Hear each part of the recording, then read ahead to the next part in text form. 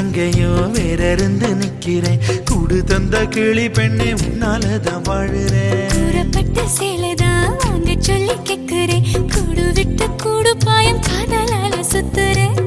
கடவுள் கிட்ட கருவற கேட்டு முன்ன சுமக்கவா புதினம் முழுக்க உனக்கே தான் எழுதி கொடுக்கவா.